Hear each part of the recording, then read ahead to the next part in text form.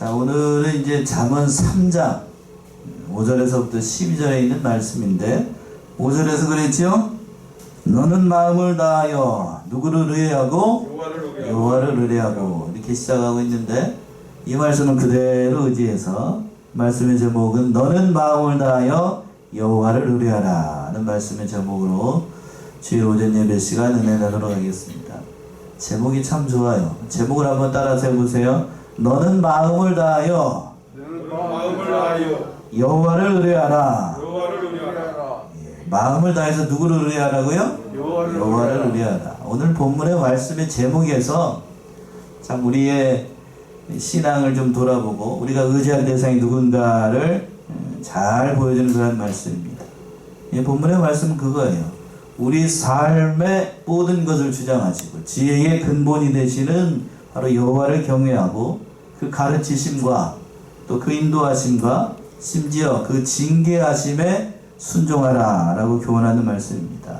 왜냐하면 여호와를 경외하는 것이 바로 지혜로운 삶을 사는 비결이 되는 거고, 또 복받는 비결이 되기 때문에 바로 여호와를 경외하라 라고 얘기를 하고 있어요. 심지어 하나님께서 책망하실 때에도 본문에서는 징계라고 얘기하고 있는데, 그 징계할 때에도 사랑하시기 때문에 하시는 줄로 알고 그것을 잘 받아서 하나님을 의뢰하라 라고 약속한, 교훈하는 그런 본문의 말씀입니다. 첫 번째, 여호와를 의뢰하라. 내 마음을 다해서 여호와를 의뢰하라. 어떻게 하는 것이 하나님을 의뢰하는 건가? 5절에서 8절에 있는 것처럼 내 명철을 의지하지 않고 하나님을 인정하는 거예요. 그 말씀이 5절에서부터 8절까지 나와 있는데, 5절 먼저 한번 읽어보세요. 5절. 너는 마음을 다하여 여호와를 의뢰하고 네 명철을 의지하지 말라. 예, 너는 마음을 다하여 여호와를 의뢰하고 먼저 이렇게 시작하고 있는데, 여기서 의뢰하다라는 말은 신뢰하다 또는 확신하다 이런 뜻이 있는 말씀인데, 그래서 너무 의지하고 신뢰하기 때문에 자신의 몸을 이렇게 완전하게 맡기는 것, 기대는 것을 의미하는 겁니다. 그러니까 하나님께 자신의 모든 삶을 어떻게 하는 거요? 기대고 맡기는 것. 그게 의뢰예요. 의뢰하는 겁니다. 맡겨버리는 거예요. 나의 삶을 통째로 다 하나님께 맡기는 겁니다. 그리고 단 하반절에서 그랬어요. 뭐를 의지하지 말라고 그랬냐면 내 명철을 의지하지 말라라고 했습니다. 하나님을 의뢰하는 길이 구체적으로 무엇인지를 이 잠언을 기록한 솔로몬이 얘기를 하고 있는 거예요. 첫 번째 비결이 뭐냐면 내 명철을 의지하지 않는 겁니다. 명철. 명철이라고 하는 것은 뭔가 자기가 경험한 지식이나 생각이나 이 모든 것들을 하나님 앞에 내려놓고 그걸 의지하지 않는 것, 하나님의 지혜를 구하는 것, 그것이 명철을 의지하지 않는 거예요. 그러니까 하나님을 의지하는 것이 우리가 형통의 비결이지, 다른 인간의 명철이나 인간의 지혜를 머무르게 되면 그건 언제 얼마 가지 못합니다. 그러나 우리가 한 가지 주의할 것은 이 본문의 말씀에서 내 명철을 의지하지 말라라고 해서 내가 계획한 모든 인생의 그 장래의 문제, 이 모든 것들, 인간의 생각, 인간의 계획 또는 그 꿈과 비전을 위해서 하는 모든 것들도, 모든 노력을 기울이는 것도 다 하지 말라는 것인가? 그런 의미일까요? 그런 거 아니에요. 인간적으로도 우리 인간도 하루하루를 살아갈 때 우리의 하나님께서 우리에게 주어진 삶을 열심을 다해야 됩니다. 힘내서 그 모든 일들을 잘 감당해야 돼요. 노력해야 돼요. 신앙의 길도 노력해야 되고 세상사 모든 일들도 다 정성을 다해야 됩니다. 모든 일에 정성을 다해야 돼요. 좀 그렇습니다만 요 건너편에 가게 되면 무슨 김밥집이 있어요. 아셔요? 김밥집이 있는데 그 김밥집 이름, 제가 뭐 광고하는 게 아니에요. 그 김밥집 이름이 무슨 김밥이라고 그래요? 한 번도 안 먹으셨어요? 안 드셔보셨나? 정성김밥이에요. 김밥에 얼마큼 줄이면, 정성을 다하면 정성김밥이겠어요. 광고하는 게 아니고 맛이 있긴 하더라고요.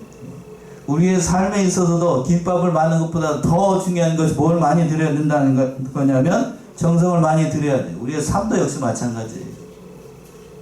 그 정성을 드리는 것처럼 그러나 내 삶만, 내가 살고 있는 이 생활만 정성을 다하라는 것이 아니라 먼저 누구에게 정성을 다해야 된다는 얘기냐면 하나님께 정성을 다해야 된다. 그 말이에요. 내 명철을 의지하지 말라는 얘기는 쉽게 얘기해서 인간 중심은 내 중심으로 생활을 사는 것이 아니라 하나님 중심으로, 먼저 하나님께서 이렇게 행동을 하게 되면, 내가 이렇게 행동을 하게 되면 하나님이 기뻐하실 것인가, 하나님께서 이것을 통해서 영광을 받으실 것인가, 교회에 덕이 될 것인가, 이걸 생각하는 것, 그것을 내 명철을 의지하지 않는 겁니다. 참으로 하나님을 의지한다는 것이 무엇인지를 다시 한번 보여주는 그런 말씀이에요. 자, 고린도전서 3장에는 이렇게 표현하고 있습니다. 사도 바울이 고린도전서 3장 19절에서부터 20절 한번 봅시다. 왜 내 명철을 의지하지 말라고 얘기하는가?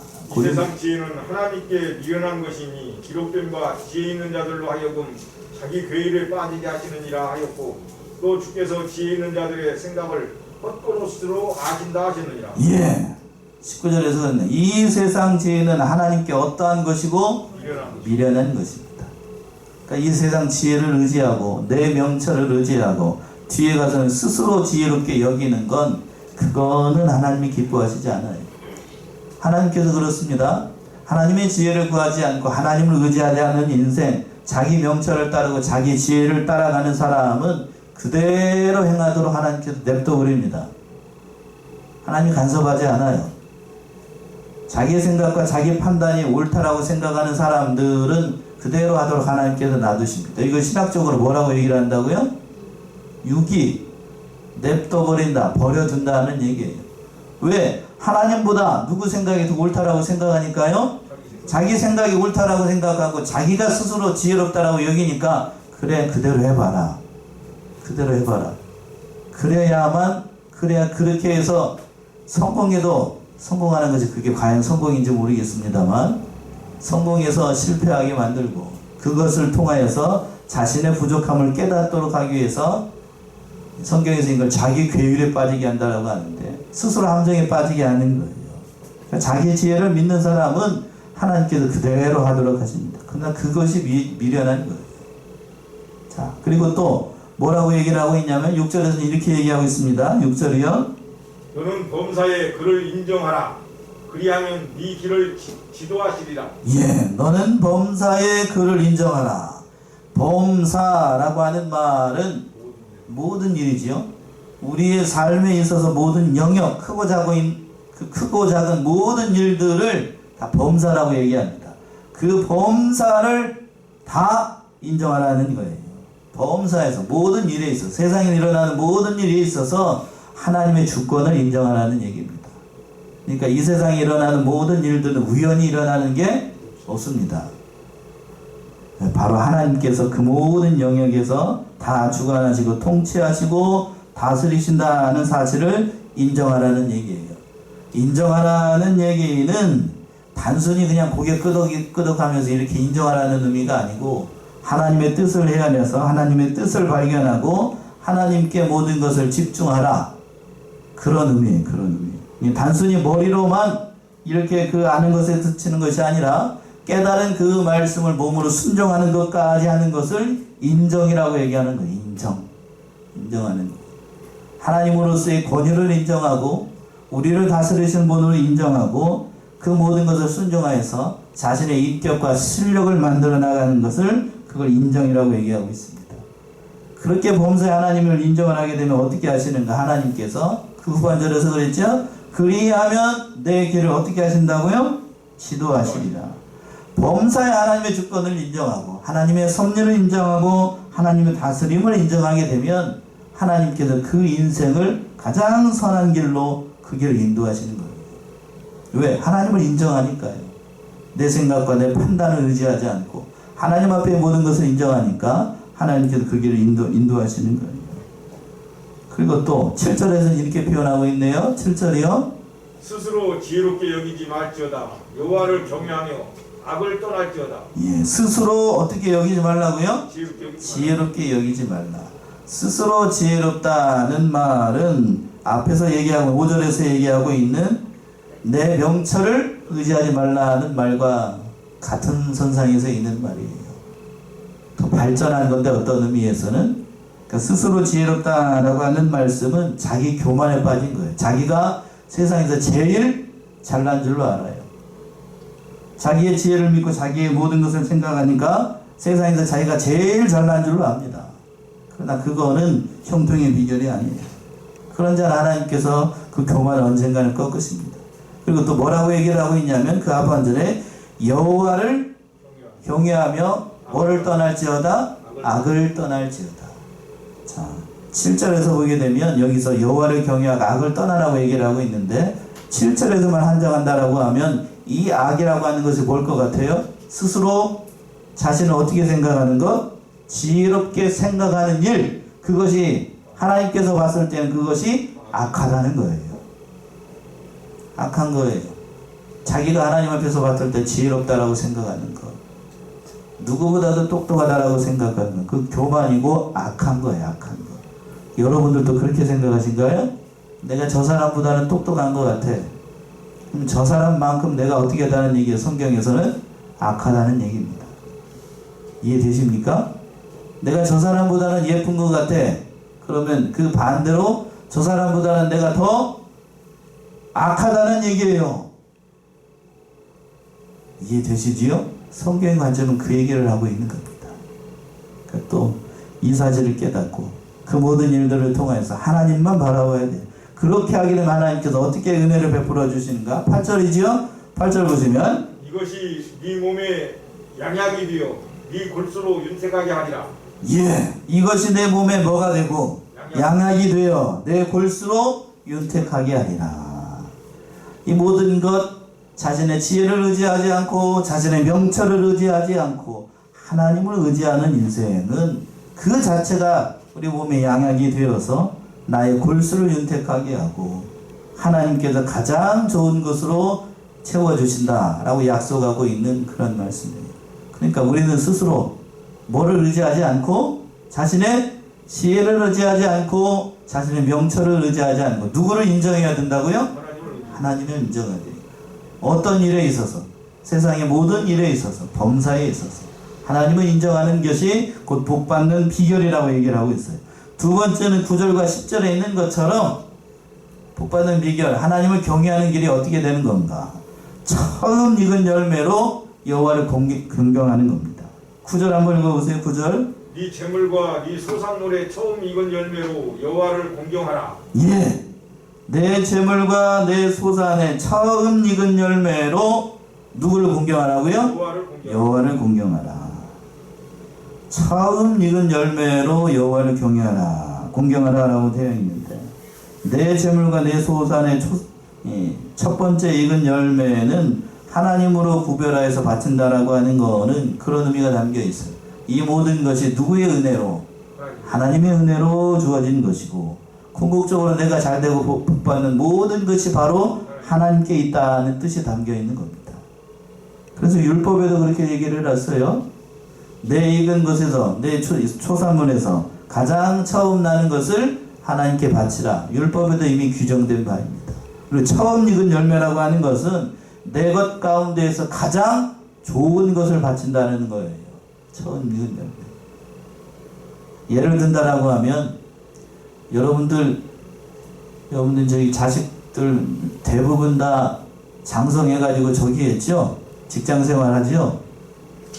예, 저도 그랬습니다만 기껏 키워가지고 졸업하고 취업시켜 놓게 되면 첫 번째 월급을 받습니다. 첫 번째 월급을 받았는데 그 아들, 딸내미가 첫 번째 월급을 받았을 때 여러분 주셨나요? 여러분 줬어요? 아니면 지 용돈을 썼나요? 다 줬어요. 다 줬어요? 네. 저기 잘하신 거예요, 그러면. 네. 자식 잘 키우신 거라. 그런데 보통 우리는 예전에는 그랬죠? 첫 월급을 타게 되면, 그 봉급을 타게 되면 봉급 타는 기념으로 그 나를 길러주는 부모님의 은혜에 감사한다는 의미로 뭐를 많이 샀냐면, 네일을 많이 샀죠? 그것도 무슨 색깔 네일? 빨간색 네일. 빨간색 네일. 저는 사드렸나 안 사드렸나 기억이 안 나네요. 가까이 있으니까 한번 가서 뭐 여쭤봐야 되겠네. 그 의미가 뭐겠어요? 나를 길러주신 은혜, 그거에 감사하는 거지요. 감사하는 거. 뭐 100만 원짜리 수표, 물론 요즘은 세상이 좀 이상해져 가지고 월급 통째로 다 주고 그런 사람도 있기는 해요. 그런 억만금을 주는 것보다도 예쁘게 포장을 해가지고 빨간색 네일을 부모님께 드리게 되면 그 자체가 은혜에 감사하는 거고 부모를 생각하는 거니까 너무 감사한 거죠. 바로 그런 의미가 담겨 있는 거예요. 본문의 말씀은. 처음 익은 열매를 하나님께 바친다라고 하는 것은 하나님의 모든 것을 인정한다는 거예요. 하나님의 은혜를 인정한다는 거고. 그러니까 그 자체가 너무나도 복받는 비결이라는 거죠. 그러니까 우리가 처음 익은 열매 하나님께 바친다는 것도 그 감사와 나의 주신 모든 것이 너무나도 하나님으로 인하여서 이루어졌습니다는 뜻으로 바치는 겁니다. 그러니까 하나님께서 그런 인생을 어떻게 하시겠어요? 복을 주실까요? 안 주실까요? 복을 주실 수밖에 없는 거예요. 그래서 10절의 말씀이 있는 겁니다. 10절 보시면 그리하면 네 창고가 가득히 차고 내 집들의 포도즙이 넘치리라. 예. 9절에서 말씀한 대로 하나님께 처음 익은 열매, 즉 최고로 좋은 것을 하나님께서 바치면 하나님도 어떤 것으로 보답을 하시는가? 바로 가장 좋은 것으로 차고 넘치도록 하나님께 베풀어 주시는 거예요. 그러니까 하나님께 물질 면에서 바로하게 되면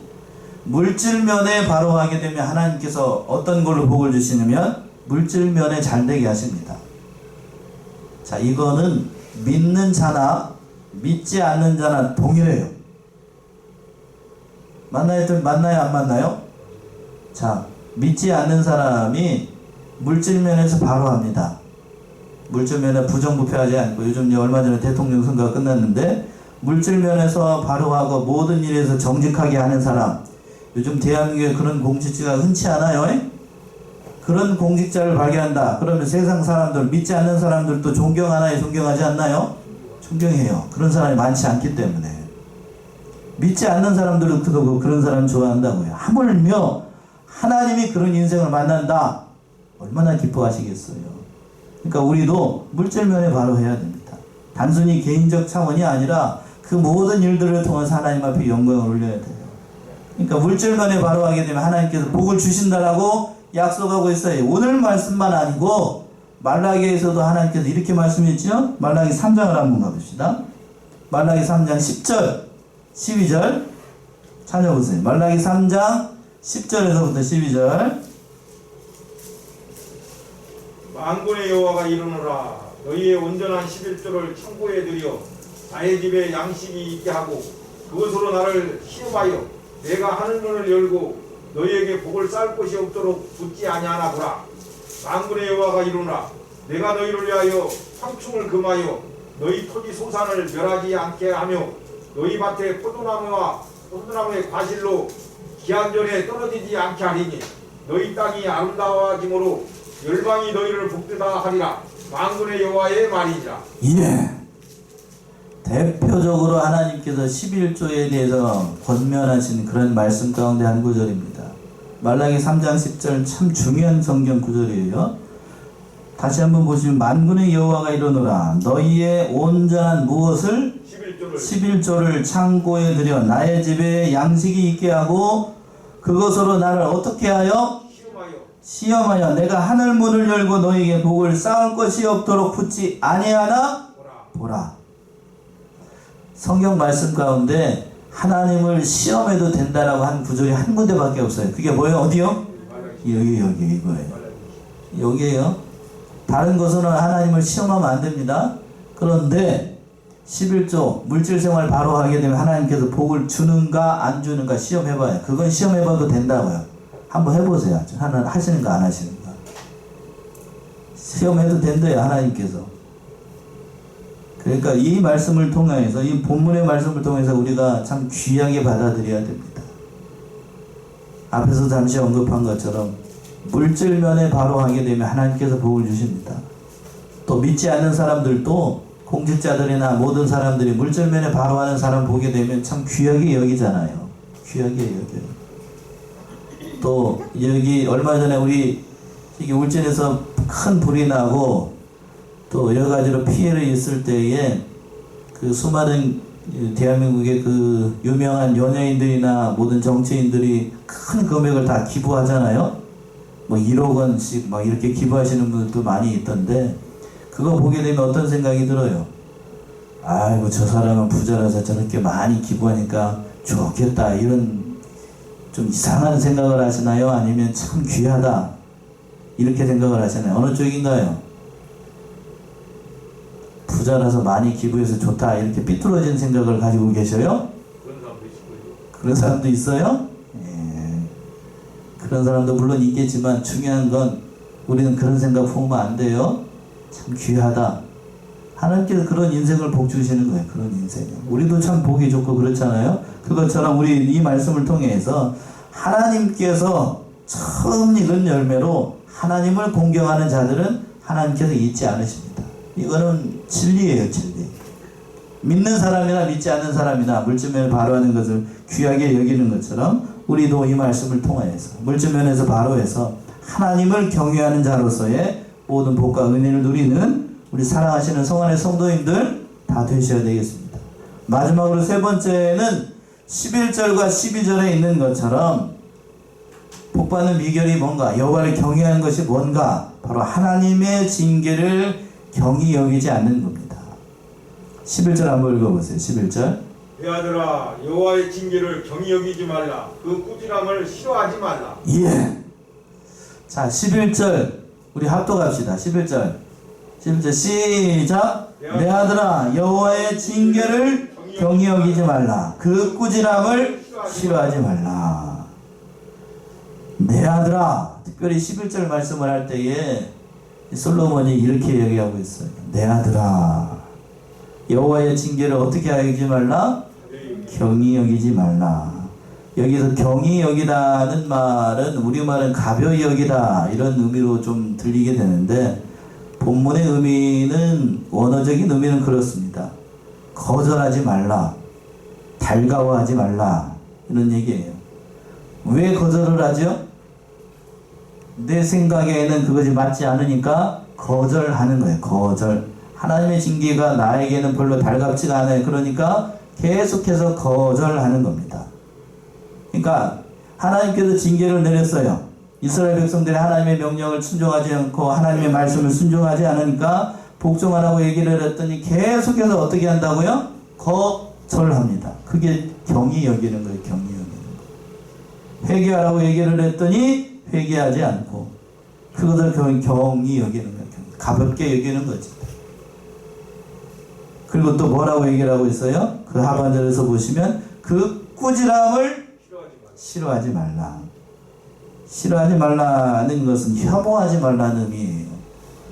그러니까 앞에서는 거절하는 거고 뒤에 가서는 어떻게 하는 거고? 혐오했습니다. 혐오한다는 얘기는 앞에 말씀보다도 더 강하게 얘기를 하는 거예요. 특별히 이렇게 싫어하지 말라는 말은 어디에서 쓰인 단어냐면, 하나님께서 가나안 백성들의 그 족속들의 죄악을 보고 하나님께서 이걸 가증히 여겼다, 싫어했다라고 얘기를 해냈는데, 그때 사용했던 그 표현이 이 말. 유상 숭배하고 자기 멋대로 돌아가는 그 백성들을 보고 하나님께서 가증히 여길 때에 사용했던 단어가 이런 단어예요. 그러니까 그 얼마나 하나님께서 그걸 싫어하시고 혐오하셨으면 그때 이 말을 썼다고요. 그러니까 그런 의미가 담겨 있는 거예요. 하나님의 꾸지람, 하나님의 징계를 인간들이 어떻게 생각한다고요? 그렇게 혐오하는 것. 노골적으로 그냥 하나님의 꾸지람을 듣기를 싫어하고 불쾌감을 여기고 혐오스럽게 여기고 반항하는 것, 그거를 싫어한다라고 얘기를 하는 거예요. 하나님의 징계를 받으면서도 하나님의 징계인 줄로 깨닫지 못하고 이것이 우연히 일어난 것이다. 이건 하나님의 징계를 무시하는 거고 결국 하나님을 무시하는 거니까 그런 인생은 복받지 못합니다. 저도 이 말씀, 이 징계를 경히 여기지 않는다. 오늘 말씀에서 가장 중요한 표현이 이 말씀인 것 같아요. 자, 현대의 기독교인들에게 목사가 책망하기가 쉬울까요? 어려울까요? 조용한 거 보니까 그거예요. 그거. 책망하는 게 쉬울까요? 어려울까요? 어려워요.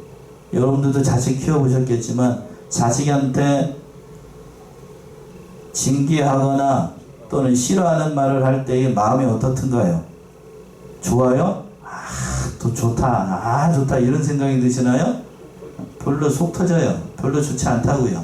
목사가 그런 말을 하거나 하나님께서 그런 말을 할 때에는 하나님도 속이 상할까요, 안 상할까요? 상합니다. 가슴이 아파요. 그런 말을 하고 싶지 않아요. 하고 싶지 않다고. 그러나 인간인지라 실수하고 잘못하고 또 죄를 저질렀을 때에는 그걸 두고 볼 수가 없습니다. 가만 놔두는 건 그거는 직무유기예요. 직무유기. 그래서 하나님께서 그 인생을 바로 세우기 위해서 징계를 하시게 되는데, 징계를 하시는 목적이 그 인생을 복주시기 위한 거고 회개시키도록 하기 위해서 하나님께서 징계를 하시는 거지, 그 인생을 미워하기 때문에 하나님께서 그렇게 하시는 게 결코 아니라고 하는 거예요. 얼마나 귀한 아들이에요. 저도 아들이 하나밖에 없어요. 그 아들에게 험한 말을 할 때에는 그 아들이 미웠을까요? 그럴까요? 아니지요. 뭐 하기 위해서? 바로 세우기 위해서. 다른 말로 얘기하면 뭐 하기 때문에? 미워하기 때문에? 사랑하기 때문이죠. 바로 되라고. 사랑하기 때문이. 하나님도 그러시는 거예요. 그 말씀이 12절에 있습니다. 12절이요? 대저 여호와께서 그 사랑하시는 자를 징계하시기를 마치 아비가 그 기뻐하는 아들을 징계함 같이 하시느니라. 예. 하나님께서 우리 인생을 징계하시는 것도 우리를 어떻게 하시기 때문에? 사랑하시기 때문이에요. 사랑하시기 때문에. 마치 아비가 그 기뻐하는, 여기서 기뻐한다는 것은 아비의 모든 것을 가지기 때문에 하나님 기뻐하시는 거예요. 그 아들을 징계하는 것처럼 kim가한다 라고 얘기를 하고 있어요. 이 말씀은 히브리서 12장 5절에서부터 6절에 그대로 인용한 말씀입니다. 한번 찾아보세요. 히브리서 12장 5절에서부터 6절. 히브리서 12장 5절에서부터 6절.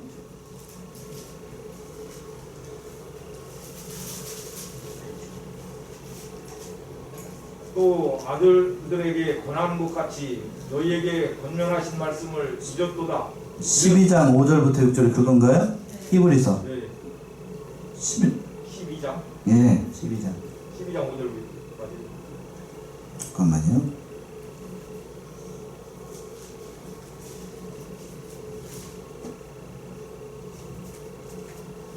내 아들아 여호와의 징계를 경히 여기지 말라 하는 대목이 있죠? 그거 5절까지. 네, 5절부터. 또 아들들에게 권하는 것 같이 너희에게 권면하신 말씀을 잊었도다. 일렀으되 내 아들아 주의 경계하심을 경히 여기지 말며 그에게 꾸지람을 받을 때에 낙심하지 말라. 주께서 그 사랑하시는 자를 징계하시고 그의 받으시는 아들마다 채찍질하심이니라. 예, 그 말씀이죠. 이 말씀 그대로 지금 잠언에 있는 말씀을 히브리서의 저자가 그대로 인용을 하는 거예요.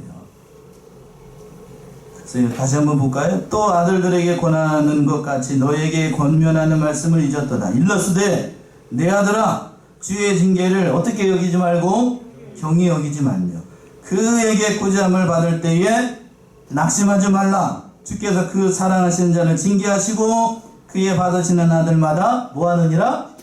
채찍질하느니라. 그래서 쭉 넘어가서 8절 한번 읽어보세요.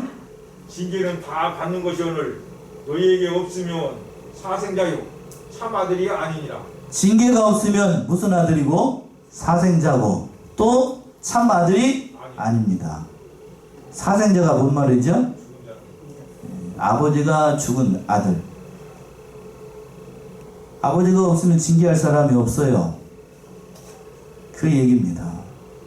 징계가 없다. 내가 잘못했는데 하나님의 징계가 내려오지 않는다. 그 복받은 인생인가요? 여러분 한번 생각해 보세요. 내가 하나님 앞에서 분명히 죄를 짓고 하나님 앞에 잘못한 것인데 하나님의 징계가 내려오지 않고 마냥 그 길로 가게끔 하십니다.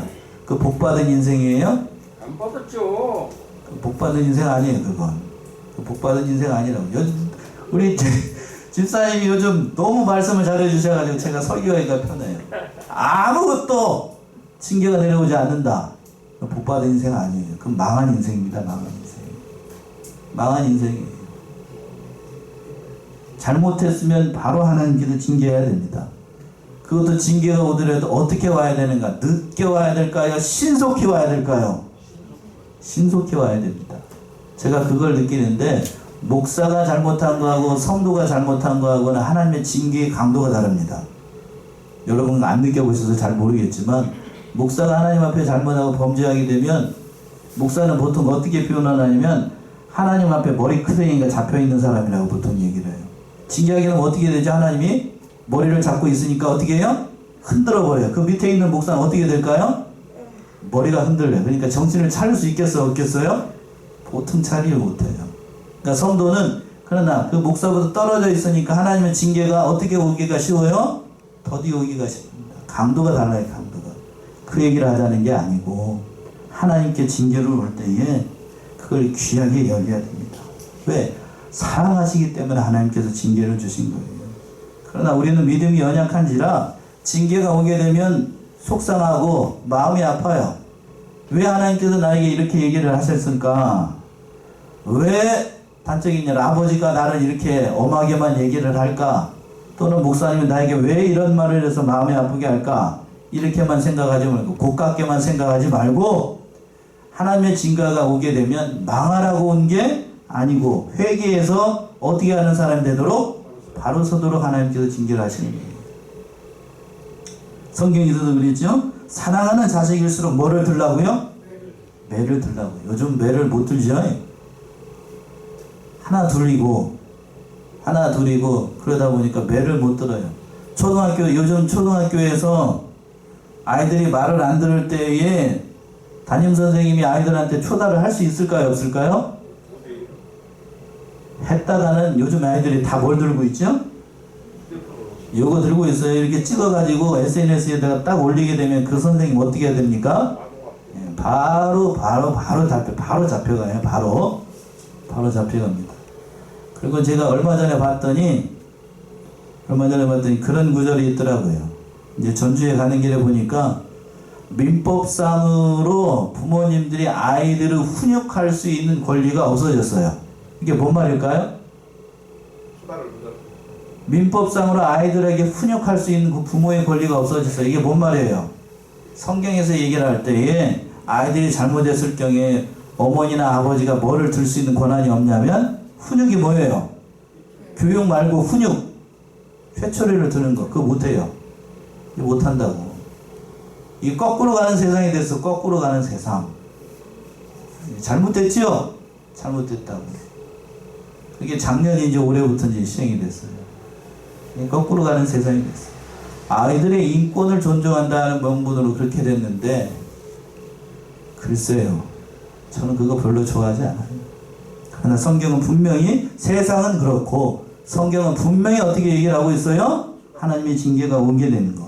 또 초달을 하라고 얘기를 하고 있습니다. 그러니까 저와 여러분들도 하나님의 징계가 오면 고깝게만 생각하지 말고 억울하게만 생각하지 말고 그 모든 것을 인정하시고 나를 잘 되게끔 하시기 위해서 하나님께서 하신 일이다. 그러니까 지혜로운 아들이고 아비를 생각하는 아들이라고 하면 왜 아버지께서 이렇게 얘기를 하셨을까? 왜 하나님께서 이렇게 하셨을까를 생각해야 됩니다. 그래서 이렇게 얘기합니다. 모세는 마지막 이 한 구절만 찾아보고 말씀 마칠까요? 신명기 8장을 한번 가보세요. 신명기 8장 5절과 6절. 신명기 8장 5절과 6절. 너는 사람이 그 아들을 징계함 같이 네 하나님 여호와께서 너를 징계하시는 줄 마음에 생각하고 네 하나님 여호와의 명령을 지켜 그 도를 행하며 그를 경외하였으니라. 예, 오늘 말씀의 결론에 해당하는 말씀이라고 할 수 있겠습니다. 너는 사람이 그 아들을 징계함 같이 네 하나님 여호와께서 너를 징계할 줄 어디에 생각하고? 마음에 생각해라요. 그리고 또 내 하나님이 여호와의 명령을 지켜 그 도를 행하며 그를 경외할지어다. 징계가 올수록 그러니까 누구를 경외하라는 얘기예요? 하나님을 경외해야 됩니다. 엄한 아버지 밑에 있을수록 아이들이 바로 됩니다. 그거 맞죠? 예. 저기 앞에 어르신들 앉아 계시지만 아버지 밑에서 자란 아이들이 그래도 엄한 아버지 밑에서 자란 아이들이 그래도 사회생활을 바로 합니다. 맞죠? 아버지가 없는 자리에서 그런 자란 아들이다. 올바로 살지 못해요. 어디서 나타나는가? 조직 생활하거나 사회생활 할 때 나타나요. 왜? 윗사람에 대해서 어떻게 생각하지요? 가볍게 생각해요. 가볍게 생각한다고. 그러나 아버지 밑에서 엄하게 자란 아들은 윗사람이 쉽게 여길까요? 윗사람은 쉽게 여길까요? 어렵게 여길까요? 어렵게 여겨요. 그러니까 조직생활을 잘한다고요. 조직생활을 잘합니다. 우리가 이 사실을 깨닫고 오늘 너는 마음을 다하여 여호와를 의뢰하라 이 말씀을 통하여서 우리가 복받는 비결이 바로 하나님을 경외하는 길에 있다. 다른 여러 가지 말씀이 있습니다. 오늘 말씀에서 가장 중요한 거는 뭐가 올 때에 더 하나님을 경외해야 되냐면 징계가 올 때 하나님을 더 경외해야 됩니다. 우리의 생각하고 반대입니다. 늘 이 사실을 깨닫고 설령 하나님께서 우리를 징계하시고 매를 드시는 경우일수록 하나님을 더 사랑하고 그 모든 일들을 통하여서 일평생 하나님만 믿고 따라 나가는 저와 여러분들이 다 되셔야 되겠습니다. 기도하겠습니다.